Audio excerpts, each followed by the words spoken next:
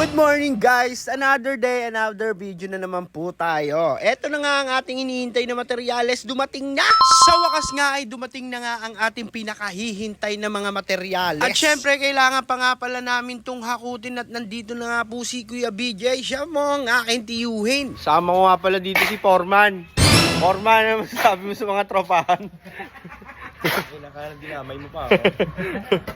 Dito nga ay pinagtulungan na nga naming hakutin to kasi nga napakarami nito, napakarami naming hahakutin. Kailangan namin ng mga super science. Eto nga sila kuya, binababa na yung mga graba at eto si Boom! Ayan nga pala si ex-bungol. Tawan-tawa nga pala dyan si Kuya Edwin. Ayun si Kuya Edwin, shoutout sa'yo. Eto nga pala yung ating mga materyales. Ayan po yung bakal at nandito na naman namin nilagay ang mga simento. Guys, syempre para hindi siya mabasa. Kasi pag nabasa, lintik na yan. Yan guys, kakain muna kami. Let's go. Woo! At dito nga ay bumabalakbak na kami guys. Pasensya na kayo kung ang boses ko'y medyo paos kasi napakasakit talaga ng aking lalamunan. At nang matapos ng kumain eh, ayan, nagpakitang gilas na naman ako dito. Syempre, video to eh. At eto nga pala ang aming masonya ng aking tiyuhin na si Kuya BJ. Kitang-kita nyo naman ang kanyang kagwapuan. At eto ang tropang Pochi, gumagawa na. Eto nga pala ang aking lolo na si Arnel Saray. Patay tayo yan. Arnel, baka mabash na naman ako sa'yo. Dito nga ay dumating na ang ating hollow blocks. Guys, yan, kalahati pa lang yan, 500 piraso. Dahil lang in-order nga natin ay 1,000 piraso ng hollow blocks. Diyos ko po, napakahirap pala talaga magbaba at mag-abot nitong hollow blocks. Napakasala. Sakit sa likod. At syempre, pinamerienda ko nga pala yung mga nag-deliver at sumabay na rin kami kasi nga nakakauho at nakakagutom na rin. Kailangan nga pala ay lagi tayo may ekstrang pagkain para laging malakas ang ating mga gumagawa.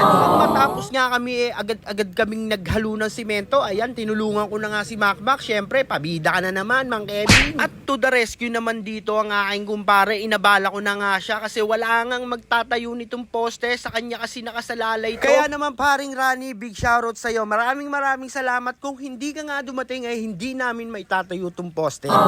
Malaon ay nasayang na naman ang isang araw namin. Nang magising na nga si Paulo ay agad-agad na nga siyang tumulong dito. Naghalo na ng simento at eto na nga ang tropang Pochi. Let's bolt in! Nagtulong-tulong na nga kami dito dahil dumating na nga si paring Rani at maitatayo na namin tong poste. Isasabay na namin to sa asinta. At ayan nga si Kuya BJ, nagbuhos na. Parang nagbuhos lang sa kubeta. Ayan nga ang tropahan, aktibong-aktibo na naman sila. At ayan nga pala ang aking kumpare. Maraming salamat talaga sa iyo paring Rani. Kung wala ka, walang poste.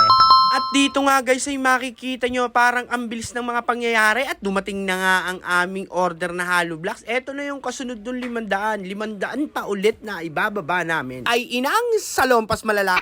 Malala talaga at mas malala talaga tong trip ni Paulo na to. Tinan mo naman ang ginamit, literal na kutsara.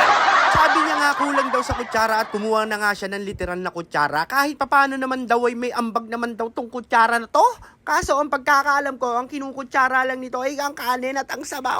At eto na naman ang tropang Pochi. Tingnan nyo naman, hataw na hataw talagang tulong-tulong para mabilis. At andito nga si Papa P. Wow! Yan nga at tamang palaman lang kami dito sa D4 hollow blocks. Dito nga ay tamang isip lang si Majin Buu kung paano niya nga sasakupin ng earth. Oh no! Kinolor pink mo naman, Jo. Nakita nyo naman dito, basta tulong-tulong lang, napakabilis ng trabaho. Ayan, kita nyo naman, naitayo na namin yung 3 poste dyan.